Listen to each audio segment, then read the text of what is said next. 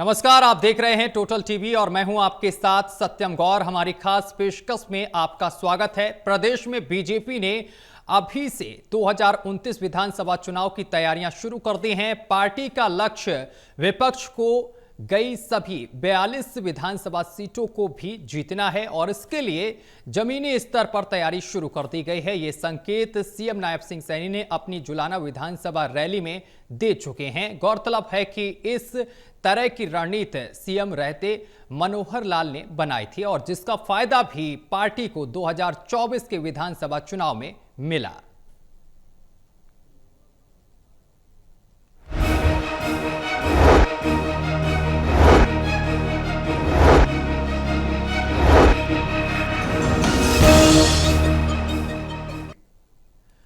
तो 2029 की तैयारी में अभी से बीजेपी लग गई है और जमीनी स्तर पर तैयारियां भी शुरू कर दी गई हैं। इसका संकेत भी सीएम की तरफ से दे दिया गया है। इसी पर चर्चा करेंगे। हमारे साथ मेहमान जुड़ गए हैं। Associate editor doctor Mahesh Kumar हमारे साथ जुड़े हुए हैं और इसके साथ ही एसोसिएट एडिटर देवेंद्र कथुरिया जी हमारे साथ जुड़े हुए हैं और वीरेंद्र सोनी जी हमारे साथ जुड़े हैं जो कि वरिष्ठ पत्रकार हैं। चर्चा की शुरुआत करेंगे, लेकिन उससे पहले आपको दिखाते हैं एक रिपोर्ट।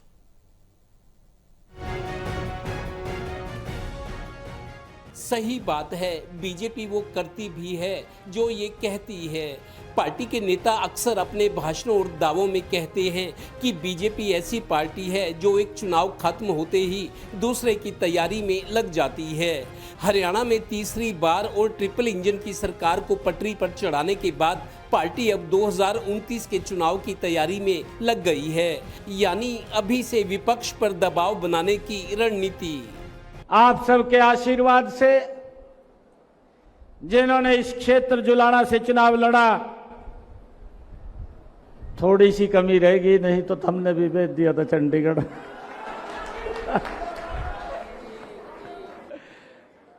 अगली बार यह कमी दूर कर दियो। कुछ दिन पहले जींद जिले की जुलाना विधानसभा में दिल्ली की सीएम रेखा गुप्ता का अपने गांव में जन्मदिन मनाने के मौके पर वहां मौजूद सीएम नायब सैनी ने पार्टी की इस योजना का खुलासा भी कर दिया था।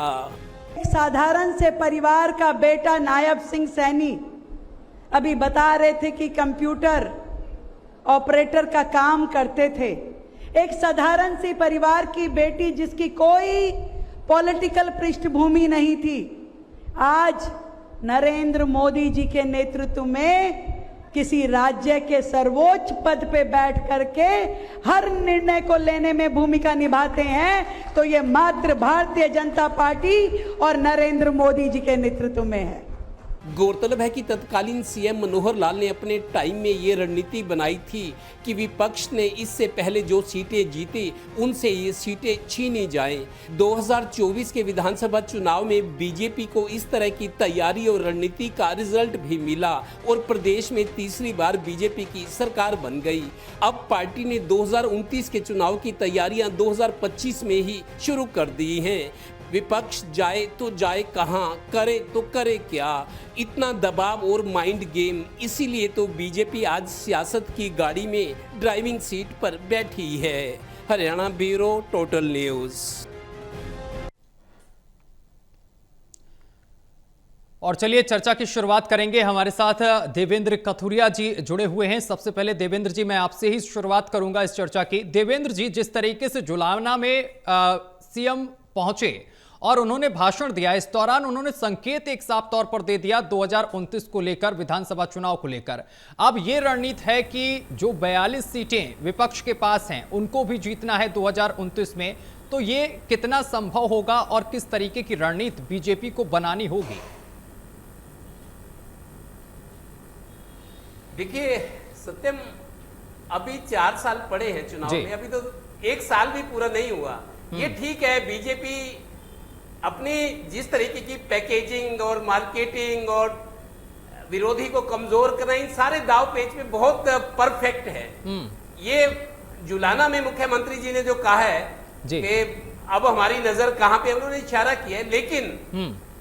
लेकिन अगर बीजेपी ये सोचती है कि हम जो चाहेंगे हमारे मुताबिक होगा, ऐसा होता नहीं है। क्योंकि जो विपक्षी दल है, कांग्रेस है, उनकी नजर भी आपकी उन सीटों पर हो सकती है जो सीटें आपने जीती है। अभी 4 साल का बहुत लंबा अंतराल पड़ा है। राजनीति में पता नहीं अनिश्चितता होती है, कब कोई बड़ी घटना हो जाए और शेयर मार्केट की तरह रेट डाउन हो जाए या बढ़ जाए। तो 4 साल अभी बहुत दूर है, अभी तो 1 साल नहीं हुआ है। ठीक है, बीजेपी अपने कार्यकर्ताओं का मनोबल बढ़ाए, सियासत में सब जायज होता है, विपक्ष को और कमजोर किया जाए। जैसे 2 पहलवान मैदान में आते हैं लड़ने, जो तकड़ा पहलवान होता है, स्ट्रोंग होता है, वो थोड़ा सा डराने की कोशिश करते हैं सामने वालों को कि तू कमजोर है, तेरी मेरे सामने नहीं चलेगी। तो ये टैक्टिक्स होते हैं, राजनीति में भी चलता है ये। लेकिन 4 साल बाद क्या होगा, ऐसा नहीं है, हरियाणा को इतना बड़ा राज्य नहीं है कि आपको तैयारी के लिए 4 साल पहले चाहिए। जी जी। देखिए, राजनीति में स्थितियां बदलती रहती हैं। अभी जैसे मैं भी मानता हूं कि कांग्रेस का मजबूत संगठन आएगा, इसकी पूरी संभावना नजर नहीं आ रही। बीजेपी की नजर है, लोगों की नजर है, पॉलिटिक्स से जो भी आदमी जुड़ा है, लेकिन कई चीजें अप्रत्याशित भी होती हैं जिसका अनुमान नहीं होता है। तो अभी बहुत समय पड़ा है, उससे पहले ये कहना कि हम क्लीन स्वीप करेंगे, क्योंकि अगर आप पहले ही अपने पत्ते खोलोगे तो विरोधी भी। लेकिन देवेंद्र जी, मैं आपको माफी के साथ बीच में रोक रहा हूं, लेकिन देवेंद्र जी, पब्लिक इन चीजों को मेरे को नहीं लगता गंभीरता से लेगी या उन पर कोई असर होने वाला है। हाँ, पार्टी पर असर हो सकता है, पार्टी के जो कार्यकर्ता नेताओं का उनका मोरल बूस्ट होता है कि हमने ये काम करना है, और विरोधी को थोड़ा कमजोर करने की, अपने को ताकतवर दिखाने की एक पॉलिटिकल टैक्टिक्स में मान सकता हूं। लेकिन देवेंद्र जी, मैं बीच में आपको इंटरप्ट कर रहा था, लेकिन मैं अब आपसे सवाल करना चाह रहा हूं। जिस तरीके से आपने बोला कि 4 साल हैं अभी, और अभी से तैयारी करना, और क्या आगे 4 साल में हो कोई बड़ी घटना हो जाए, लेकिन एक उदाहरण के तौर पर मैं यहाँ पर एक प्रस्तुत करना चाहता हूँ कि जिस तरीके से छात्र शुरू से शुरुआत करते हैं पढ़ाई की, और एग्जाम आने तक वो अपने आप को बहुत ज़्यादा मजबूत कर देते हैं, तो उन छात्रों के अंक अच्छे आते हैं। और जो छात्र एग्ज़ाम जिस डेट में होते हैं उससे 1 महीना पहले से अगर शुरुआत करते हैं तो उनके अंक ज़्यादा अच्छे नहीं आ पाते हैं। मुझे लगता है बीजेपी इसी स्ट्रेटजी को अपना रही है, और इसी वजह से बीजेपी ने हरियाणा में हैट्रिक मारी और अब चौथी बार की तैयारी कर रही 2029 की। देखिए सत्यम, पढ़ाई में, पेपर में और राजनीति में बहुत फर्क होता है। राजनीति में बहुत सारी घटनाएं होती है, कुछ अप्रत्याशित, कोई बड़ी घटना हमने देखा है। मैं हरियाणा की बात नहीं कर रहा, बाकी जगह भी अचानक कोई ऐसी घटना होती है कि राजनीतिक घटनाक्रम जो होता है, अब जैसे वाइस प्रेसिडेंट का इस्तीफा हुआ, अचानक लोगों को हुआ ये हो क्या गया। तो कई चीजें ऐसी घटनाएं राजनीति में अप्रत्याशित चीजें भी होती हैं। 4 साल ठीक है, बीजेपी मजबूत पार्टी है। मैं भी कहता हूं कि बीजेपी जैसा संगठन मेरे को लगता नहीं किसी देश में किसी पार्टी का रहा होगा या आज है। बीजेपी को दूर दूर तक कोई खतरा नहीं है, लेकिन ये मान लेना कि हम सबसे ज्यादा मजबूत है, हम जो चाहेंगे वो करेंगे, मेरे को लगता है ये समय से पहले की चीजें होती हैं। बिल्कुल, समय कब करवट लेता है कौन। कई बार हम खेलों में देखिए, टेनिस में, क्रिकेट में कई चीजें अप्रत्याशित होती है, मजबूत टीमें भी हार जाती है, वो बात नहीं होती। लेकिन समय का मतलब थोड़ा सा फेर होता है, तो चीजें ऊपर नीचे होती रहती है। 4 साल पड़े हैं, ठीक है, तैयारी कीजिए, बढ़िया बात है, लेकिन 4 साल में सब कुछ आपके मुताबिक होता है, मेरे को लगता है ये नहीं हो सकता। ठीक है। महेश जी, मैं आपके पास आऊंगा। महेश जी, देखिए, बीजेपी अभी से तैयारी शुरू कर दी है, जिस तरीके से संकेत सामने निकल कर आया जुलाना में, लेकिन उधर कांग्रेस की भी अगर बात की जाए तो कांग्रेस भी पूरी तरीके से एक्टिव नजर आ रही है। मतभेद जो पार्टी के अंदर हैं वो दूर किए जा रहे हैं। राहुल गांधी खुद मैदान में उतरे हुए हैं, उन तमाम चीजों को देख रहे हैं। ऐसे में जिस तरीके से बीजेपी चाह रही है कि जो विपक्ष के पास 42 सीटें हैं उन पर भी वो अपना कब्जा जमा ले, ये कितना आपको आसान लग रहा है और कितना कठिन लग रहा है? देखिए सत्यम, ऐसा नहीं है कि ये कोशिश अब शुरू की गई है। चुनाव जीतने के साथ ही ये कोशिश शुरू कर दी गई थी। मैं आपको जानकारी दे दूं, भारतीय जनता पार्टी का एक महत्वपूर्ण विभाग है दस्तावेजीकरण विभाग। दस्तावेजीकरण विभाग क्या करता है? वो रिसर्च एनालिसिस करता है और जो आपकी वोटर लिस्ट है उस पर लगातार नजर बनाए रखता है। बिहार में जो सर का मामला चल रहा है इस तरह की हर एक गतिविधि, हर एक सेकंड की गतिविधि जो है, ये दस्तावेजीकरण जो विभाग है भारतीय जनता पार्टी का उस पर नजर बनाए रखता है। किस तरीके से नए वोट जोड़े जा सकते हैं, कौन से वोट कटवाए जा सकते हैं, वोटिंग पैटर्न क्या है और कौन से वोट कहाँ जाना चाहिए। दस्तावेजीकरण विभाग का जब नया परिसीमन होना है उसमें सबसे महत्वपूर्ण भूमिका अगर भारतीय जनता पार्टी के किसी एक विभाग की रहने वाली है तो दस्तावेजीकरण विभाग की ये महत्वपूर्ण भूमिका रहने वाली है। मैं आपको पृष्ठभूमि बता देता हूं कि कहां से इसकी पूरी शुरुआत की गई है। दस्तावेजीकरण विभाग की तरफ से एक रिसर्च करवाई गई थी, एक एनालिसिस करवाया गया था कि बीते 10 सालों में जब से हरियाणा प्रदेश में भारतीय जनता पार्टी का उदय हुआ, एक तरीके से प्रचंड जो प्रारूप है वो भारतीय जनता पार्टी का देखने को मिला केंद्र में मोदी। तो ऐसे में पिछले 2 लोकसभा चुनाव और 2 विधानसभा चुनावों का एनालिसिस जो है वो भारतीय जनता पार्टी ने किया। भारतीय जनता पार्टी के इस दस्तावेजीकरण विभाग ने इतना इन डेप्थ एनालिसिस किया कि हर एक पोलिंग बूथ पर ये वोटिंग पैटर्न जो है उसके आधार पर एक एनालिसिस क्रॉस टैबुलेशन के जरिए वो जानकारी निकालकर सामने रख दी, प्रिंटेड फॉर्मेट में रख दी। मुख्यमंत्री को भी वो कॉपी दी गई। इसके अलावा जो प्रदेशाध्यक्ष हैं मोहनलाल बड़ोली, उनके हाथ में एक कॉपी दी गई और एक जो है संगठन से जुड़े लोगों को ये जो कॉपी है वो उपलब्ध करवाई गई थी। उसमें क्या था? उसमें यह था कि बीते 2 लोकसभा 2 विधानसभा चुनाव में हरियाणा प्रदेश में कौन सा ऐसा गांव है जो भारतीय जनता पार्टी के साथ चलता है। और आपको जानकारी ये बेहद चौंकाने वाली थी कि 1/3 गांव ऐसे थे जो कि भारतीय जनता पार्टी जहां पर पॉजिटिव रहती थी। बीते 2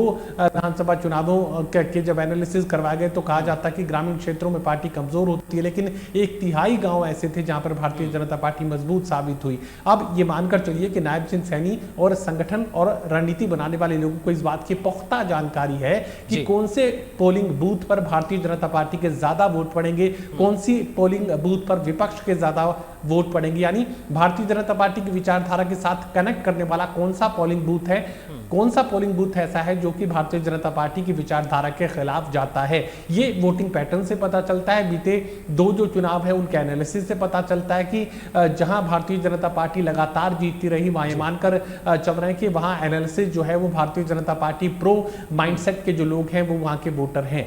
अब इसका नतीजा क्या होगा? इस रिसर्च को जब मुख्यमंत्री को सौंपा गया तो मुख्यमंत्री ने एक सवाल किया, रिसर्च करने वाले लोगों से किया कि अब इन लोगों के साथ क्या किया जाए, इन्हें सजा दी जाए कि इन्हें इनाम दिया जाए। तो जवाब ये दिया गया कि सजा देनी है या इनाम देना है ये तो सरकार तय करे, लेकिन एनालिसिस किया जा चुका है।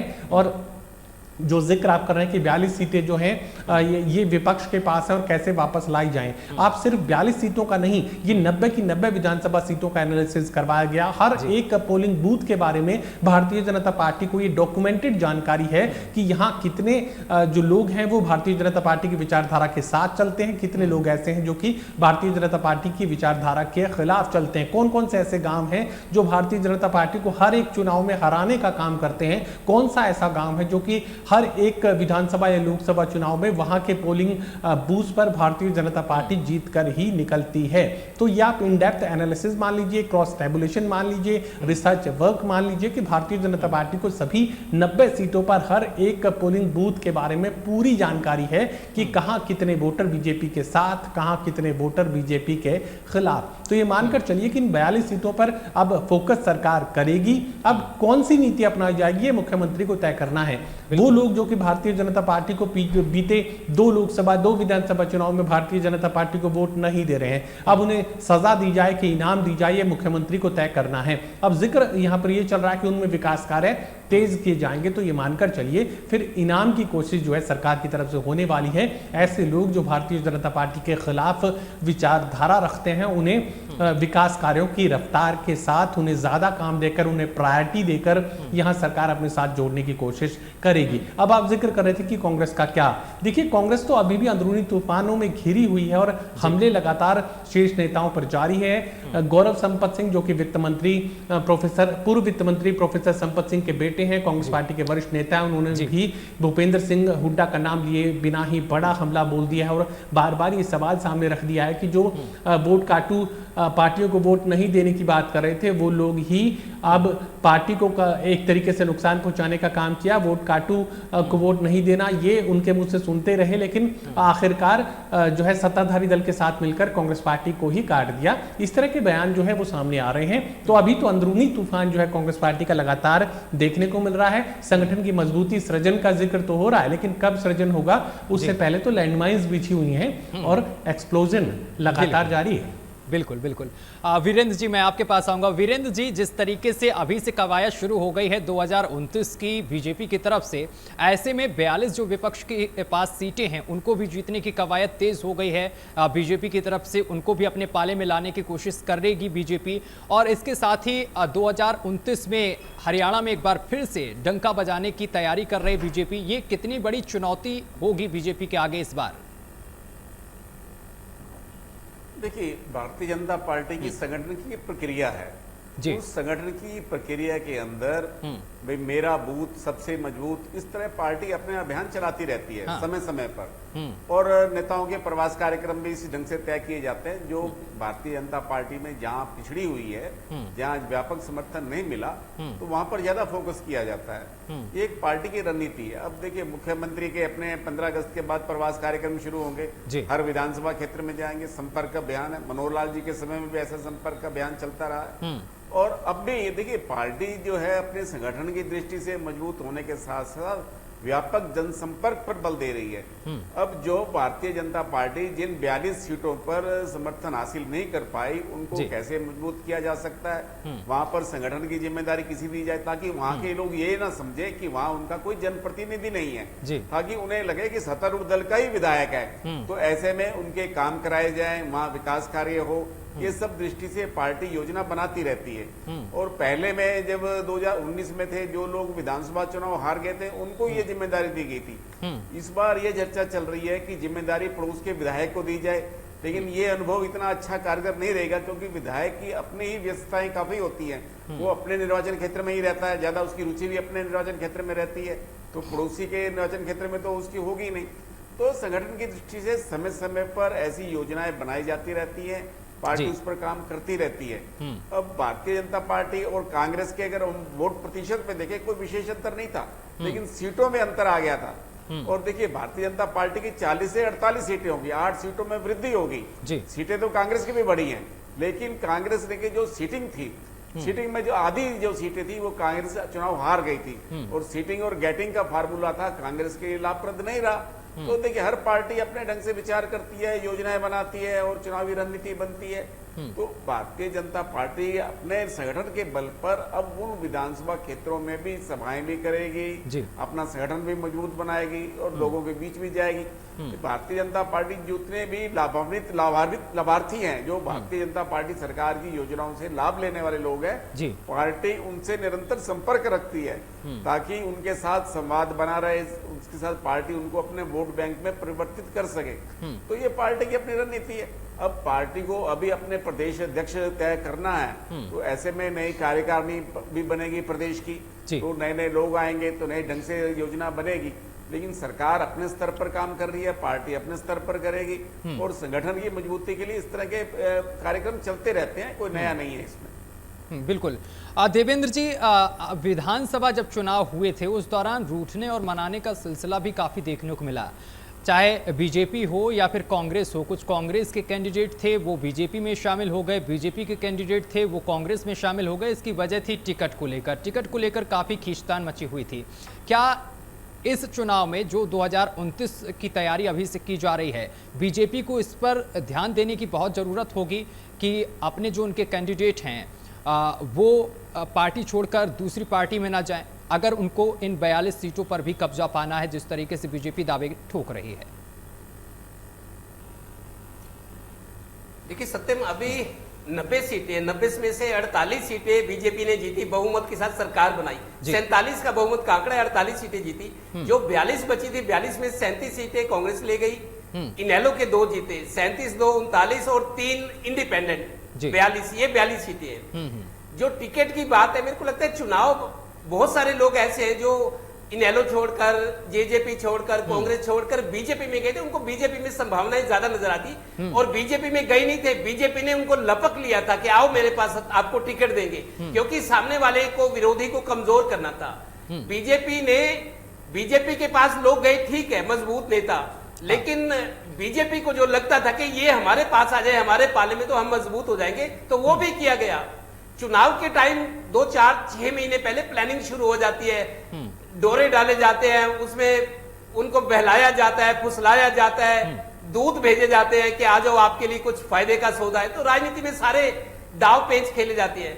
टिकट की जो बातें देखिए, बीजेपी में जो आ जाए, जो दूसरे दल छोड़ के बीजेपी में गए थे वो अभी नहीं जाएंगे बीजेपी छोड़ने, क्योंकि उनको पता है सरकार है, भले ही वो ना विधायक है, ना मंत्री है, ना चेयरमैन है, लेकिन रुतबा तो है, गाड़ी पे बीजेपी की झंडी लगा के चलते हैं, प्रशासन में पूछ है, जिस मोहल्ले में रहते हैं उनको लगता है कि सत्ता से जुड़ा नेता है, कुछ रुतबा दिखाते हैं, कुछ काम होते भी हैं। तो टिकट वाली जो बात है, मेरे को लगता है टिकट, अब मान लो जैसे 2024 के विधानसभा चुनाव में बीजेपी के खिलाफ एंटी इनकम्बेंसी जबरदस्त थी, लोगों को डर भी था कि टिकट बीजेपी की लेकर गए कहीं हार ना जाए। तो परिस्थितियां जो होती हैं, परिस्थितियां जो बनती है, फैसले हमेशा हालात के हिसाब से लिए जाते हैं। आगे चलकर चुनाव से पहले क्या परिस्थितियां बनती हैं, सियासत का रुख क्या होता है, मान लो कोई बड़ी घटना होती है, सरकार दबाव में है, अभी जैसे बीच बीच में आता, सरकार बनते ही थोड़े टाइम बाद, कुछ टाइम बाद भी भूपेंद्र हुड्डा ये बयान देने लगे कि सरकार गिर जाएगी, मंत्री लोग संतुष्ट नहीं है, मुख्यमंत्री से उनकी बनती नहीं, तरह तरह की चीजें राजनीति में होती रहती है। तो अभी 4 साल दूर है, अभी बीजेपी छोड़ने वाले तो नहीं है, लेकिन दूसरे लोग हो सकते हैं आगे चलकर 2-2.5 साल बाद, जिनको लगे कि बीजेपी जाने वाली नहीं है, बीजेपी रिपीट करेगी चौथी बार, जैसे गुजरात में हुआ, तो हो सकता है बीजेपी की तरफ आमद ज्यादा हो जाए। लेकिन तब की परिस्थितियां हैं, चाहे बीजेपी में रह लोग, अभी सुनिए, बीजेपी में बहुत सारे लोग हैं, कुलदीप बिश्नोई है, राव इंद्रजीत है, नवीन जिंदल है, कुछ ऐसे लोग हैं जो बीजेपी में गए थे कांग्रेस को छोड़कर, लेकिन उनकी उतनी पूछ नहीं है। जिलों में भी है जिन्होंने बीजेपी ज्वाइन की थी, बहुत सारे नेता है, वो कहते हैं जी हमारी सुनवाई नहीं है, पहले जो इज्जत मिलती थी अब इज्जत नहीं है, उनकी कोई पूछ नहीं है, तो वो क्या करेंगे? क्या हर आदमी को अपना मजबूत खूंटा चाहिए राजनीति में, अपनी पूछ चाहिए, मान सम्मान चाहिए, ऐसी स्थितियों लोगों के लिए कुछ काम करवा सके। तो सत्ता से जुड़े लोगों के लिए, राजनीति से जुड़े लोगों की सब चीजें हैं, अगर वो किसी के लिए कुछ कर सकते हैं तभी उनके पीछे लोगों की लाइन खड़ी होगी, उनका कहना मानेंगे, वो नेता कहलाएगा। तो परिस्थितियों पे डिपेंड करता है, आगे चलकर 2 साल बाद परिस्थितियां क्या होती है।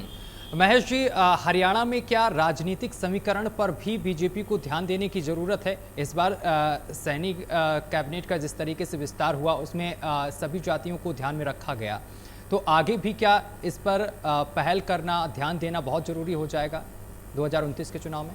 देखिए, मुझे लगता है कि आप जातिगत समीकरणों का जिक्र करें तो जातिगत समीकरणों के मद्देनजर ही जो महापुरुष हैं उनकी अलग अलग जातियों से जिनका संबंध माना जाता है, कुछ अनुसूचित जाति से, कुछ जाट समाज से, अलग अलग समाजों से, हालांकि महापुरुष सभी जातियों के होते हैं, लेकिन कुछ जाति विशेष से जुड़ाव, सीधा जुड़ाव उन महापुरुषों का माना जाता है। तो ऐसे में सरकारी खर्च पर जो जयंतियां मनाने का काम सरकार की तरफ से किया गया था, काफी पहले से वो किया जा रहा है। तो ऐसे में यहाँ भारतीय जनता पार्टी जातियों के साथ जुड़ाव कायम करने की कोशिश पहले से कर चुकी है। इसके अलावा डिप्राइव्ड शेड्यूल्ड कास्ट का जो वर्गीकरण आरक्षण लागू किया गया है अनुसूचित जाति में, वो एक बड़ा वोट बैंक यहाँ पर भारतीय जनता पार्टी के लिए तैयार हो चुका है। तो ऐसे में ये बिल्कुल साफ तौर से बात कही जा सकती है कि यहाँ पर जातिगत समीकरणों को साधने की कोशिश सरकार की तरफ से पहले भी की गई है, आगे भी की जाएगी। और चाहे भारतीय जनता पार्टी का कोई भी छोटा बड़ा फैसला हो, चाहे जिलाध्यक्ष बनाने की बात हो, प्रदेशाध्यक्ष बनाने की बात हो, या खुद मुख्यमंत्री बनाने की बात हो, आपको याद होगा कि नायब सिंह सैनी को मुख्यमंत्री बनने का मौका सिर्फ और सिर्फ इसलिए मिला क्योंकि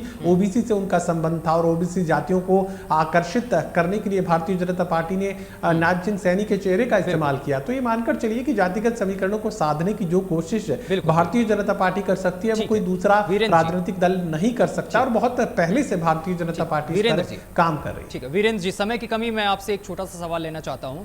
वीरेंद्र जी, अब कांग्रेस को क्या करना चाहिए, किन पहलुओं पर काम करने की कांग्रेस को जरूरत है? देखिए, कांग्रेस को संगठन बनाने के बाद अपने कार्यकर्ताओं से निरंतर संपर्क रखना चाहिए, नए अभियान चलाने चाहिए जिससे कार्यकर्ताओं में सक्रियता और गतिशीलता बनी रहे और जनता से संपर्क, मतलब जनता से संपर्क नहीं होगा तो ऐसे संगठन का कोई लाभ नहीं है। तो कांग्रेस में निरंतर गतिशीलता रहनी चाहिए। ठीक है, बहुत शुक्रिया आपका हमारे साथ जुड़ने के लिए और तमाम बातचीत करने के लिए। तो आपको बताते चले कि बीजेपी अभी से तैयार हो गई है, 2029 को लेकर तैयारियां तेज हो गई हैं। पार्टी का लक्ष्य है कि विपक्ष को गई सभी 42 विधानसभा सीटों को जीतना है और इसके लिए जमीनी स्तर पर तैयारियां भी शुरू हो गई। जिस तरीके से आपने देखा कि सीएम नायब सिंह सैनी ने जुलाना में एक विधानसभा पहुंचे और यहां पर एक रैली को संबोधित कर रहे थे, इस दौरान उन्होंने साफ तौर पर संकेत भी इसके दिए हैं। फिलहाल आने वाला समय बताएगा कि बीजेपी 2029 में क्या कुछ करके दिखाती है। मेरे साथ बस इतना ही, देखते रहिए टोटल टीवी।